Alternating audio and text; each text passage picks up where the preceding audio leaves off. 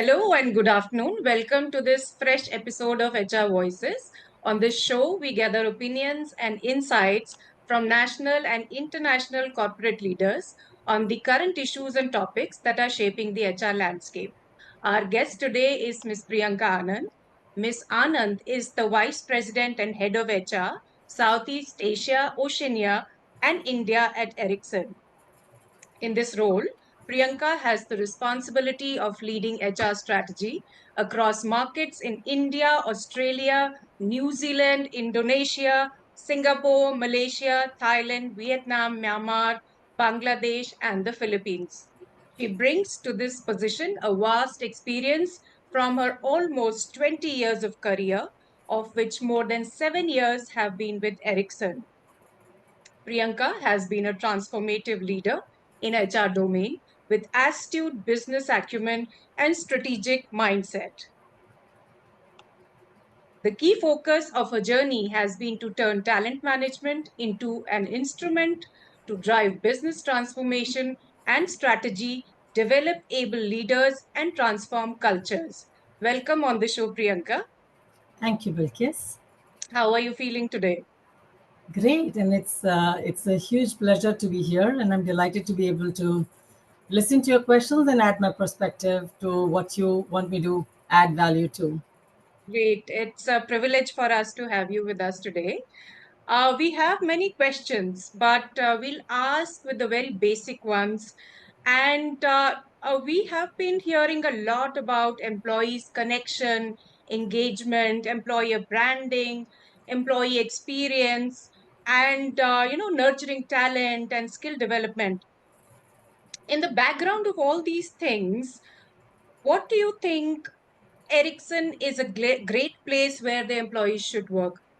What is your view? Okay, so that's something that has been a bit of our key priorities at the enterprise level. And Bilquis, I'll start by saying that, in the words of our CEO, in order for us to succeed, we need to focus on two things. One is our people, and the other is our customers. So if we have a people aspect well defined and well managed, and our customers clearly prioritized and focused, we will be able to continue to succeed the way we've done in the past 150 years or so. So overall, I would say with these two things on our radar, we continue to aspire to benchmark ourselves and get recognized in multiple platforms to make sure that Ericsson continues to be a great place to work. And to make that happen, certifications to us are outcomes, but our focus is really around creating an end-to-end journey for our people and map the moments that matter for our employees, right? And the recognition we receive is a consequence, or it's an outcome of our efforts and our focus on making it people first every time, all the time. So just to put it into perspective, our success mantra is as follows, right? We make sure that employees are at the heart of whatever we do, like they're the epicenter. And then this employee centric approach creates a win win partnership where we not only map the moments that matter, but we also make sure that we have a deal with our employees. And in that deal, we'll do everything possible to enable our employees to fulfill their overall ambitions, aspirations, personal and professional journeys. We invest in our people to the intent of making sure that they're upskilled, they're pivoting into roles that they aspire to, and we do a lot of mapping of our employee ambitions, aspirations, expectations. And with all of that and upskilling our employees, we have come into a situation where for the last many years, more than 50% of what we hire every year is filled by internal talent. And with this being our commitment, that we'll do everything possible to make sure that our employees are being invested in for their potential to fulfill their aspirations and invested in to upskill themselves so that they stay relevant across multiple technology changes. We also have an ask of our employees where that's why I called it a win-win. is to make sure that our employees feel responsible, and they also contribute towards making sure Ericsson is thriving through all this journey as well, right? So the employees will do everything possible beyond the call of duty, beyond what their immediate role demands, to make sure that Ericsson is thriving. And again, our CEO says this quite consistently, that every employee has two jobs: a job that they're hired for, the job that they're paid for, and making sure that they're doing a good job in their existing roles. But the other job is to make sure that the Ericsson is successful, and they're doing everything possible for making the enterprise successful. And that's how this win-win approach is making us, Bilquis, a great place to work. And the external certifications, our internal employee satisfaction scores, indicate that our journey is moving towards the right direction. And to top it off, we also continue to invest in making Ericsson tech enabled, but also HR tech enabled, and making sure that our employee experience is both personal, it's personal, it's human. There's a lot of human touch, but it's also tech enabled. So with all this put together, we are continuing to move towards, you know, an environment where our employees feel empowered, and when we have empowered employees, they drive empowered organizations. And when people grow, performance follows and organizations grow. So that's how we continue to be on the journey of great place to work every time we talk about this entire objective. Fantastic, Priyanka. I really like that sentence where you said the employees are thriving. So when the employees are thriving, the companies are thriving. That's very well said. Uh, you also spoke about the human touch with the employees, but at the same time, including technologies in all the processes. What is the role of HR technology in your people processes? So, like I said, at the enterprise level, we are driving digital literacy, and we are at the helm of driving technology transformation in the telecom space, right? So, just the overall ecosystem is very technology committed, technology oriented, and technology driven, Bilkis. But Right. if we talk about HR, right, technology today isn't just an enabler, and that's what we firmly believe. Technology in the current times is the game changer, and more so in HR. It has redefined how we approach different facets of HR within Ericsson.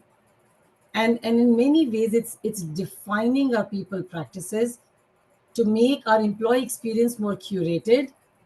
So I would say three words: it's curated, it's simplified, and it's inclusive. If we have these three things on our focus, on our radar, then we start to make the journey far more meaningful, memorable, and impactful for our employees, right? And being tech enabled, being along with that being human driven, like I just said, Bilkis, it helps us become the most progressive HR function that we want to become, to work hand in shoulder and in partnership with the business to make sure that we are leveraging technology to map every stage of employee life cycle, and that in turn will deliver the business outcomes that we are aspiring to achieve, to, like I said, to thrive as an organization, but also be successful over periods of time, right? And some of the examples that I can share, maybe just to bring what I just said to life, because when we say technology is a game changer, it clearly has to be articulated through various ways in which we are driving critical processes within HR, right? And making it more experiential for our people.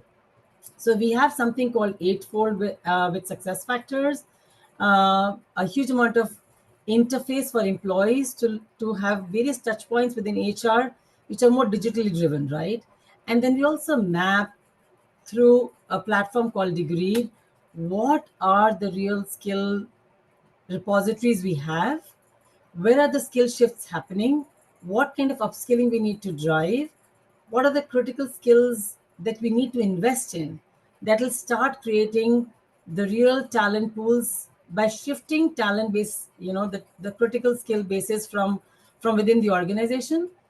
And to bring all this to life, because one thing is about investing in skills, Yeah. other is how do you bring it to life, and that happens through giving people opportunities to take their learnings into real time environments, right? So we have our initiatives called Career Hub, where every single employee has an opportunity to have conversations, understand the real opportunities of where they can grow. And Career Hub makes sure that you have access to all open roles, and also looking at the learning paths that you need to undertake to be able to seize some of those roles that you're aspiring to be into. So that is real tangible career moves, right? And we have a concept called open talent market, which is also enabled through Eightfold. Because what open talent market does is it's our commitment to make sure that every single role that we are going to hire for, either internally or externally, is advertised, and there's a very transparent selection process for people to go through the entire decision making process of filling up a position and getting feedback if they're successful on what more they need to do, and if they're not successful, what was the real gaps that they need to work on to be ready for those roles when they come up in the future. And then we also have things like a project marketplace, right? Which clearly says not every time you can pick up a job that will help you bring your skills that you've learned to life. So, what Project Marketplace does is that it helps you pick up and apply for projects that will give you opportunities while keeping your current role, but experience those other technologies, roles, skills in ways that you can start to hone your skills, but also understand, is that really interesting? Do you want to Right. pivot into those roles? It gives you that level of uh, experimentative, I would say, space that is important before you pivot into a different role or a different career trajectory, right? And then we're also looking at not just fulfilling the needs of our employees, but we're also using technology extensively in programs where we are going to the universities. So, Bilkis, one big thing that I hear lots of corporates talk about and universities talk about is the industry academia partnership, right? And then we've launched something called Ericsson Edge, which through technology has an outreach to more than 20 plus universities across Southeast Asia, Australia, New Zealand, and India. And we call this program Ericsson Edge.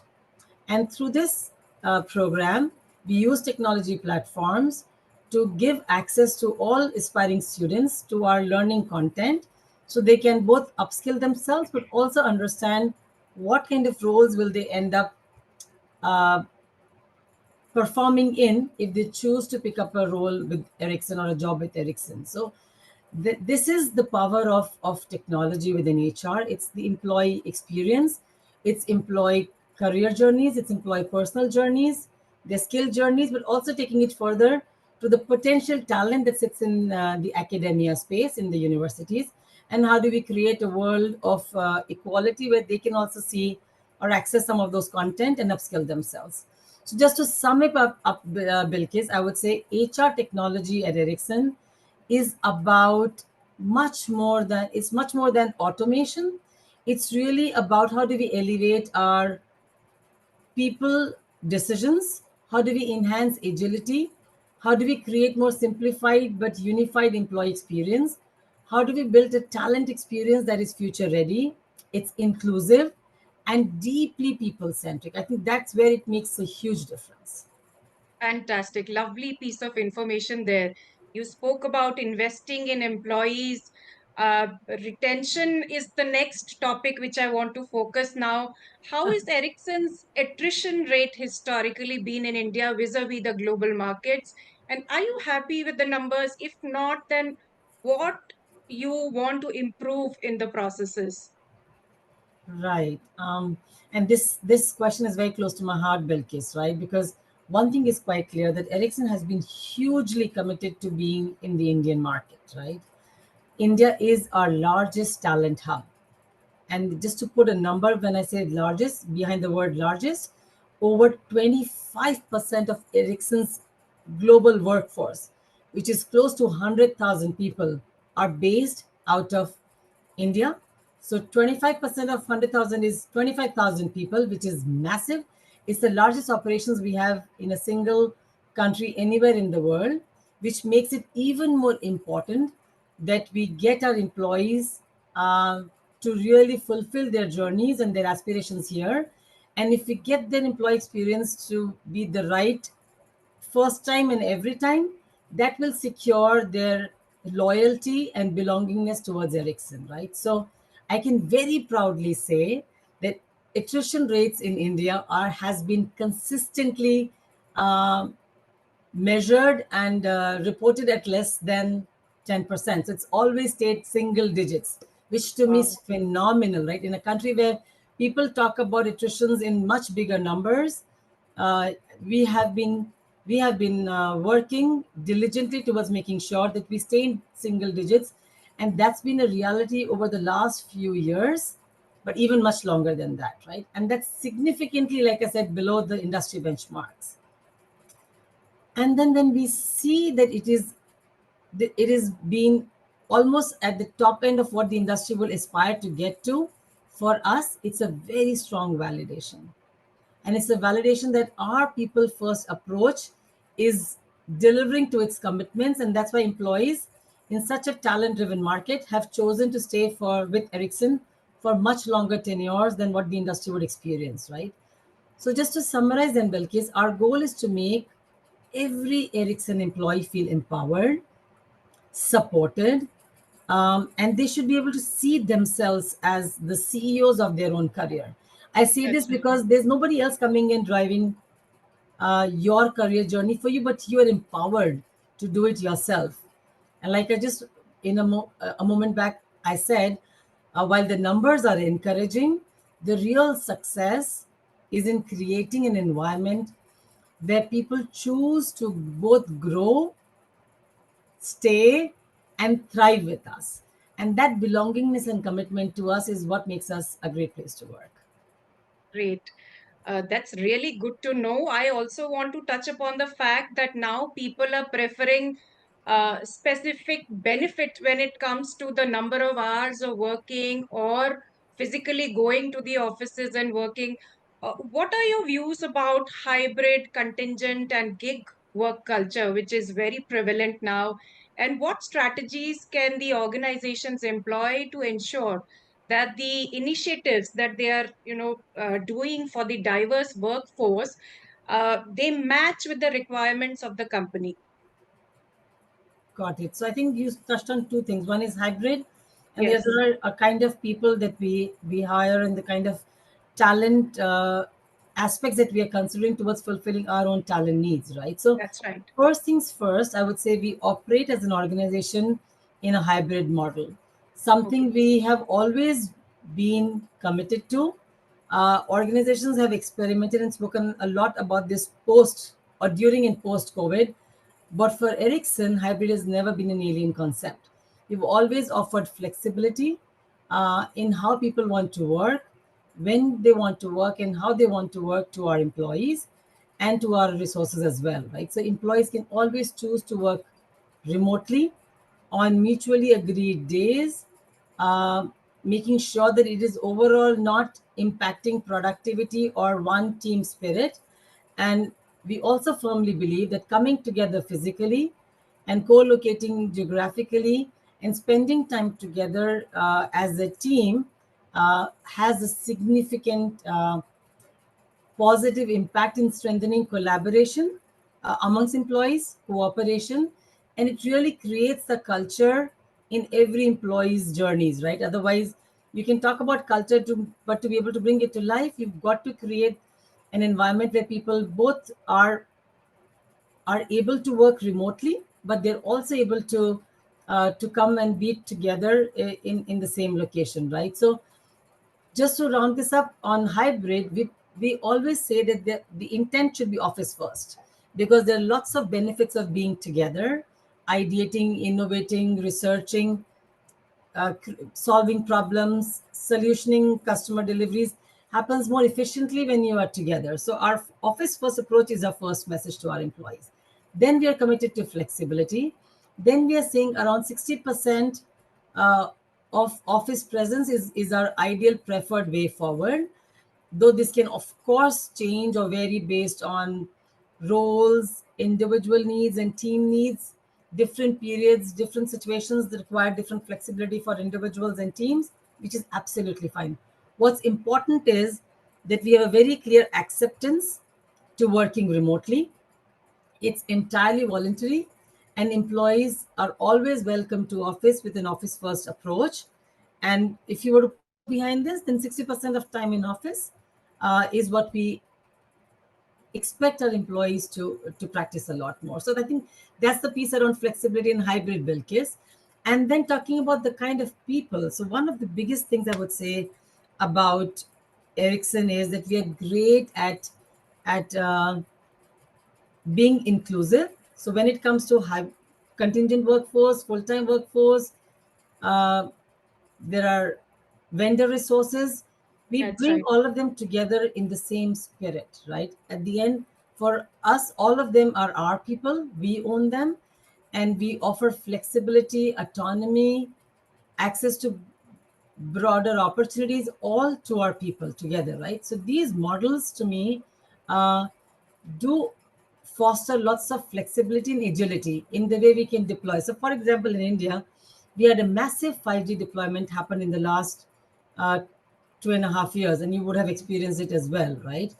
And this was only possible because we were able to attract a diverse spectrum of talent to meet the evolving and spiking business need, right? So, to us, our full-time employees are very important. They're, like I said, they're the heart of whatever we do, but the contingent workforce is equally critical.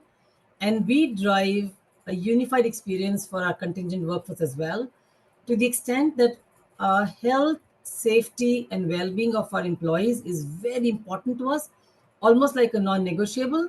But safety, health, safety, and zero fatality of our contingent workforce who are performing tasks on the ground or in physical external locations is also very important. So we have a target called zero fatality, and we have zero tolerance to any fatality within our organization. And then just to sum it up, I would say that we always make sure that there is a clear focus, commitment, and an experience that we deliver to our people where they can come to Ericsson and both fulfill their purpose but also experience work-life balance, because that's important for overall health, well-being, and safety of our people. So that's how we're looking at both making an equitable world for all kind of resources that we call our people, and then making an environment which is more future-proof, but also it's both hybrid, flexible, and focusing on the overall well-being of our people. That's great to know. Flexibility is the key to having engaged and happy employee, I feel. Another aspect which is very important, and we can't take it, as a uh, just a topic, but it is extremely crucial nowadays, is DEI. How important is DEI to you as a person? And what are the specific DEI initiatives that Ericsson has taken? And how effective are these? How do you measure the effectiveness? Okay, now this has been a bit of in our DNA now, so it's difficult to say if it's, how do I call it out separately, Bilquis, but I would very confidently say at Ericsson, diversity and inclusion, they aren't just values, right? They That's are right. business imperatives for us. Yeah. Like, and I think with the workforce, like I said, of nearly 100,000 people across 180 plus countries, we've seen firsthand how diverse perspectives fuel innovation and performance. And that's why I call it, it's a business imperative. And when we talk about our efforts and initiatives, they're not just limited to gender. When we talk about DEI, we talk about how we focus on diversity across geographies, generations, experiences, um, cultures, all that put together, and of course, gender, right? So that all these aspects put together ensure that everyone feels seen, Yeah. heard, as well as valued. Yeah. And that to me is our commitment towards DEI. And then we have been doing it the right way for a very long time, because our strategy is clearly to ensure that we take better and fairer decisions. And our approach to DEI has always been built on creating equal opportunity for everyone who's working for Ericsson, right? So whether it's about our recruitment, our internal mobility, our promotion decisions, our uh, talent and skills decisions, it's always based on merit, right? We do not discriminate on personal characteristics for or against either, right? So that, to us, that would be going against our values of integrity or ethics, and we call that our compass, right? Our, that's what our values are. So we do not provide and maintain development programs and opportunities that are exclusive to any group or ethnicity or gender or generation or any personal characteristics. To us, ultimately, we measure success on DEI not just by matrix, but by whether employees feel a sense of belonging, empowerment, Yeah. inclusiveness, right? And they're seeing equal opportunities coming and being made available to everyone. So this, to us, is the real test of inclusion, and it's something we work on every single day, and want to become better by the yesterday to the tomorrow. And that's our commitment and our way forward. Fantastic. You make the employees seen, heard, and valued. That's very well said, Priyanka.